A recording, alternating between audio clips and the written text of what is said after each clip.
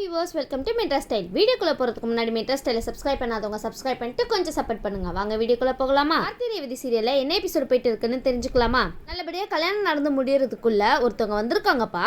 அது யாருன்னு தெரிஞ்சுக்கணும்னா இந்த வீடியோவை ஃபுல்லா ஸ்கிப் பண்ணாம பாருங்க. நம்ம ஈஸ்வரியும் என்னென்னவோ பிளான் பண்ணி எல்லா பிளான்லயும் தோல்வி அடைஞ்சது மட்டும்தான் மிச்சம். சரின்னு சொல்லிட்டு சூரியகலான்னு ஒருத்தவங்க சேர்ந்தாங்க ஈஸ்வரி கூட. சரி, அவங்களாவது கரெக்டா பிளான் பண்ணி எல்லாத்தையும் கரெக்டா பண்ணுவாங்கன்னு பார்த்தா அவங்க அதை விட சொதப்பிட்டு இருக்காங்க. சரின்னு சொல்லிட்டு புதுசா வேற ஒரு வில்லன் இறங்குனாங்க. அவர் வேற யாரும் இல்ல, அவர் தான் மருது. சரின்னு சொல்லிட்டு ஒரு பக்கம் நம்ம கார்த்தி வந்து இவங்க எல்லாத்தையும் சமாளிச்சுட்டு இருக்க, இப்போ புதுசா ஒருத்தவங்க கல்யாணம் இறங்கியிருக்காங்க. ஈஸ்வரி வந்து இவங்களுக்கு ஒரு வேலை கொடுத்து இங்க இருந்து அனுப்பியிருந்தாங்க. ஆனா அவங்க திரும்பி வந்துட்டாங்க. பாவம், கார்த்தி ஏற்கனவே இவங்க 3 பேரையும் சமாளிச்சுட்டு இருக்காங்க. இப்ப இவங்களோட சேர்த்து 4ஆவதா சமாளிக்க வேண்டியதா இருக்குமோ? அது வேற யாரும் இல்லைங்க, நம்ம சந்திரகலா தான். ஆமா, நம்ம சந்திரகலா திருப்பி வந்துட்டாங்க.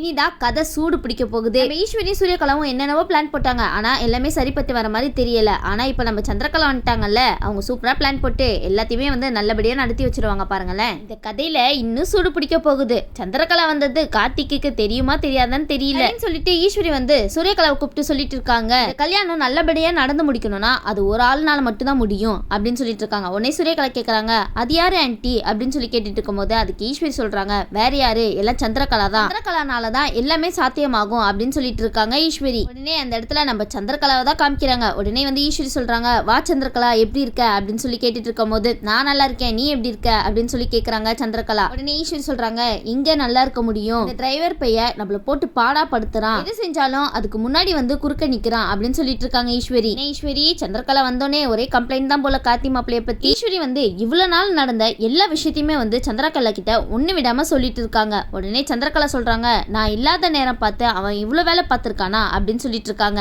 உடனே ஈஸ்வரி சொல்றாங்க, ஆமா சந்திரகலா, நாங்களும் வந்து எவ்வளவோ பிளான் போட்டு பார்த்தோம், ஆனா அவன் எல்லாத்துலயும் வந்து தடையா நிக்கிறான் அப்படின்னு சொல்லிட்டு இருக்காங்க ஈஸ்வரி. உடனே வந்து சந்திரகலா வந்து ஈஸ்வரியை பத்தி சொல்றாங்க, சரி நீ கவலைப்படாத, அதான் நான் வந்துட்டேன்ல, இவ்வளவு நாள் உங்களுடைய ஆட்டத்தை மட்டும் தான் பார்த்துட்டு இருந்தான், ஆனா இனிமே என்னோட ஆட்டத்தையும் பார்க்க ஆரம்பிப்பான் அப்படின்னு சொல்லிட்டு இருக்காங்க சந்திரகலா. சந்திரகலா வந்த உடனே உங்க வேலையை காமிக்க ஆரம்பிச்சிட்டீங்க போலயே. ஆமா ஆமா, அது கரெக்ட் தான், நீங்க காரியத்துல இறங்கினாதான் இன்னும் சூடு பிடிக்கும். உடனே ஈஸ்வரி வந்து சந்திராவை பார்த்து சொல்லிட்டு இருக்காங்க, இங்க பாரு சந்திரா, இந்த கார்த்தி பையன் என்னை ஏமாத்தி என்னோட பொண்ணு கையிலேயே நிச்சயதார்த்த மோதிரத்தை போட்டுட்டான். ஆனா அதை வந்து அவன் என்கிட்ட எவ்வளவு திமிரா வந்து பேசிட்டு போனான்னு தெரியுமா? அதெல்லாம் நினைச்சு எனக்கு ஆத்திரமே அடங்க மாட்டேங்குது. அவனை ஒரு வழி ஆக்கிடணும் நம்ம அப்படின்னு சொல்லிட்டு இருக்காங்க ஈஸ்வரி. உடனே ஈஸ்வரி சொல்லிட்டு இருக்காங்க, அதை விட ரொம்ப முக்கியமான விஷயம், நாளைக்கு என்னோட பொண்ணோட கல்யாணம், அதுக்கு கண்டிப்பா இவன் குறுக்க நிக்கவே கூடாது, இதுல எந்த தடங்களும் வரக்கூடாது. ஆனா கண்டிப்பா ரேவதிக்கும் நான் பார்த்து வச்சிருக்கிற மாப்பிள்ளைக்கும் கல்யாணத்தை நடத்த விடாம தடுக்க அவன் கண்டிப்பா ஏதாவது ஒரு விஷயம் பண்ணுவான். அதுக்கு இந்த தடவை நம்ம இடம் கொடுக்கவே கூடாது அப்படின்னு சொல்லிட்டு ரொம்பவே திட்டம் தீட்டிட்டு இருக்காங்க நம்ம ஈஸ்வரி. இதா சந்திரா ஏதாவது பண்ணி நல்லபடியா இந்த கல்யாணத்தை வந்து முடிச்சு வைக்கணும் அப்படின்னு சொல்லிட்டு கேட்டுட்டு இருக்காங்க ஈஸ்வரி. கவலைப்படாதீங்க ஈஸ்வரி, சந்திரா வந்து எல்லாத்தையும் கரெக்டா முடிச்சு வச்சிருவாங்க,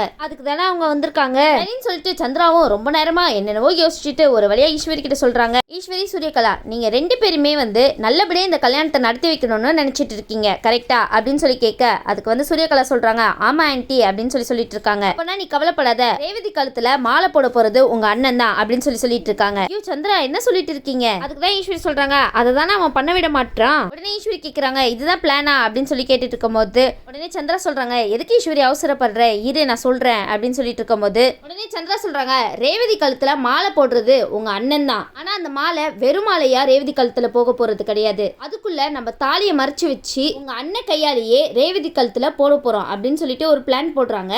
அச்சோ, இது பெரிய பயங்கரமான பிளானா இருக்கே சந்திரகலா. அச்சோ சந்திரகலா, கண்டிப்பா இதை உங்ககிட்ட இருந்து எதிர்பார்க்கவே இல்ல, வந்தும் வராத கையோட போட்ட பிளான் பயங்கரமான இருக்கு. அச்சோ, இது எப்படி நம்ம கார்த்திக் கண்டுபிடிக்க போறாரு? கார்த்திக் இதை கண்டுபிடிக்க பெரிய டாஸ்கா இருக்கும் போலயே. ரொம்ப கஷ்டமான ஒரு நிலைமையிலேயே நம்ம கார்த்தியை வந்து தள்ளியிருக்காங்கன்னு சொல்லலாம். கார்த்தி வந்து ரொம்பவே பாவம், இந்த மாதிரிலாம் பிளான் போட்டா அவர் எப்படி கண்டுபிடிப்பாரு? ஆனா இப்படிப்பட்ட பிளானை மட்டும் உங்ககிட்ட இருந்து எதிர்பார்க்கவே இல்லை சந்திரகலா, சூப்பராகவே பிளான் போட்டிருக்கீங்க. உடனே சூரியகலாவும் ஈஸ்வரியும் ஒருத்தருக்கு ஒருத்தர் பார்த்துக்கிட்டு ரொம்ப சந்தோஷப்பட்டு சிரிச்சிட்டு இருக்காங்க. இந்த பிளான் கண்டிப்பா ஒர்க் அவுட் ஆகும்னு நினைக்கிறேன் ஆன்ட்டி அப்படின்னு சொல்லிட்டு சூரியகலா வந்து ஈஸ்வரி கிட்ட சொல்லிட்டு இருக்காங்க. உடனே ஈஸ்வரி சொல்றாங்க, பின்ன யாரு, சந்திரகலாவாச்சு. உடனே ஈஸ்வரி சொல்றாங்க, கண்டிப்பா நம்ம சந்திரகலா சொன்ன மாதிரி பண்ணோம்னா அந்த கார்த்தி பையனால எதுவுமே செய்ய முடியாது அப்படின்னு சொல்லிட்டு ஈஸ்வரியும் சூரியகலாவும் பேசிட்டு இருக்காங்க. உடனே ஈஸ்வரி சொல்றாங்க சந்திரகலா கிட்ட, சந்திரா நீ ரொம்பவே மூலக்காரி தான், ஆனா உன்கிட்ட இருந்து இப்படி ஒரு ஐடியாவை மட்டும் எதிர்பார்க்கல அப்படின்னு சொல்லிட்டு இருக்காங்க. உடனே சூரியகலாவும் வந்து ஆன்ட்டி நீங்க சூப்பரான ஐடியா சொல்லியிருக்கீங்க, கண்டிப்பா இந்த தடவை நம்ம தான் ஜெயிப்போம் அப்படின்னு சொல்லிட்டு இருக்காங்க. ஆமா ஆமா கண்டிப்பா நீங்க போடுற பிளான் எல்லாம் போட்டா நீங்க தான் ஜெயிப்பீங்க போலயே. உடனே சந்திரகலா சொல்றாங்க இவ்வளவு நாள் இந்த ஆட்டமா ஆடிட்டு இருந்திருக்காம ஒரு வகையில நானும் இங்க இல்ல, அதனாலதான் அவன் ரொம்ப ஓவரா ஆட்டம் போட்டுட்டு இருந்திருக்கான், கண்டிப்பா நீ நானும் ஒன்னா சேர்ந்து அவன் ஆட்டத்தை அடக்கி காப்போம் அப்படின்னு சொல்லிட்டு இருக்காங்க சந்திரகலா. உடனே சந்திரகலா சொல்றாங்க இந்த விஷயம் மட்டும் மிஸ் ஆகவே கூடாது, கண்டிப்பா யார் மூலியமாவும் அவனுக்கு தெரிஞ்சிடக்கூடாது, அந்த மாதிரி யாருக்கும் தெரியாத அளவுக்கு நம்ம இந்த பிளானை வந்து கரெக்டா பண்ணி முடிக்கணும் அப்படின்னு சொல்லிட்டு இருக்காங்க. அதுதான் ரொம்ப முக்கியம். சூரியகலா கேட்டுச்சா, அதுதான் ரொம்ப முக்கியம், ஏதாவது சொதப்பி கிதப்பி வச்சிடாதீங்க, அதுக்கப்புறம் உங்களை சந்திரகலாவும் ஈஸ்வரியும் உண்டில்லன்னு ஆக்கிடுவாங்க. உடனே ஈஸ்வரி சொல்றாங்க டிரைவர் பைய கார்த்தி இனி உன் ஆட்டத்தை நான் எப்படி அடக்கிற மட்டும் பாரு, இவ்வளவு நாள் என்ன எவ்வளவு வருத்தப்பட வச்சிருப்ப, எவ்வளவு மனசு நோக அடிச்சிருப்ப, இதுக்கெல்லாம் சேர்த்து உனக்கு பெரிய ஆப்பா வைக்கிறோம்டா அப்படின்னு சொல்லி நினைச்சிட்டு இருக்காங்க ஈஸ்வரி. ஈஸ்வரி கவனமா பண்ணுங்க, பிளான் என்னவோ சூப்பரா இருக்கு, லாஸ்ட்ல அவர் ஆப்பா வச்சுட்டு போயிட போறாரு உங்களுக்கெல்லாம். ஒரு பக்கம் இவங்க 3 பேரும் இந்த மாதிரி சூப்பரா பிளான் போட்டுட்டு இருக்க, இன்னொரு பக்கம் வந்து ராஜராஜனும் மயில்வாகனமும் வந்து அப்படின்னு பேசிட்டு இருக்க. ராஜராஜன் வந்து மயில்வாகனத்துக்கிட்ட சொல்றாங்க மாப்பிள்ள இப்ப எதுக்கு சந்திரா இங்க வந்தா, இருக்கிற பிரச்சனையே அவரால் சமாளிக்க முடியல, இதுல இன்னொரு பிரச்சனை வேறையா அப்படின்னு சொல்லிட்டு ராஜராஜன் மயில்வாகனத்துக்கிட்ட சொல்லிட்டு இருக்காரு. உடனே மயில்வாகனம் வந்து ராஜராஜன் கிட்ட சொல்றாங்க ஆமா மாமா நானும் வந்து சந்திரா அத்தை வந்ததை பார்த்தேன், ஆனா இப்போன்னு பார்த்து வந்துட்டாங்களே, இன்னும் கொஞ்ச நாள் கழிச்சு வந்திருந்தா எல்லாம் நல்லபடியா முடிஞ்சிருக்கும், இப்ப புதுசா இவங்க என்ன பிரச்சனை கிரியேட் பண்ண போறாங்கன்னு தெரியலையா அப்படின்னு சொல்லிட்டு இருக்காங்க ராஜராஜனும் மயில்வாகனமும். உடனே வந்து ராஜராஜனும் மயில்வாகனமும் பேசிட்டு இருக்காங்க சரி இந்த விஷயத்த கண்டிப்பா நம்ம மாப்பிள்ளை கிட்ட தெரிவிச்சே ஆகணும், இவங்க வந்து என்ன குழப்பம் பண்ண போறாங்கன்னு தெரியலையே அப்படின்னு சொல்லிட்டு மயில்வாகனம் வந்து கார்த்திக்கு கால் பண்ணி சொல்லலான்னு ட்ரை பண்ணிட்டு இருக்காரு. உடனே மயில்வாகனம் வந்து கார்த்திக் கால் பண்ணிட்டு சகல ஒரு பெரிய பிரச்சனை நம்மளுக்கு வந்திருக்கு சகல அப்படின்னு சொல்லிட்டு இருக்காரு. உடனே கார்த்தி சொல்றாரு என்ன பெரிய பிரச்சனையா, என்னாச்சு அப்படின்னு சொல்லி கேட்டு இருக்கும் போது உடனே மயில்வாகனம் வந்து கார்த்திகிட்ட சொல்லிட்டு இருக்காங்க அந்த பிரச்சனை வேற யாரும் இல்லப்பா, நம்ம சந்திராத்தை வந்துட்டாங்க, அதுதான்ப்பா பெரிய பிரச்சனைன்னு சொன்னேன் அப்படின்னு சொல்லிட்டு இருக்காங்க மயில்வாகனம். உடனே கார்த்தி வந்து இந்த விஷயத்தை கேள்விப்பட்டுட்டு அவங்க இப்போ அங்க வந்தாங்க அப்படின்னு சொல்லி கேட்டுட்டு இருக்காங்க. உடனே மயில்வாகனம் சொல்றாரு வந்தும் வராத கையோட அவங்க 3 பேருமே ரூம்குள்ள போய் கதவை சாத்திட்டு என்னவோ பேசிட்டு இருக்காங்கப்பா அப்படின்னு சொல்லிட்டு இருக்காரு மயில்வாகனம் கார்த்தி கிட்ட. உடனே கார்த்தி வந்து இதை கேட்டுட்டு அப்படியா மிஞ்சி போனா என்ன பேசுவாங்க, இந்த கல்யாணத்தை வந்து எப்படியாவது நடத்தி வைக்கணும் அந்த மாதிரி தான் பேசிட்டு இருப்பாங்க, நீங்க ஒன்றும் கவலைப்படாதீங்க நான் பாத்துக்கிறேன் அப்படின்னு சொல்லிட்டு இருக்காரு கார்த்தி. உடனே மயில்வாகனம் சொல்றாரு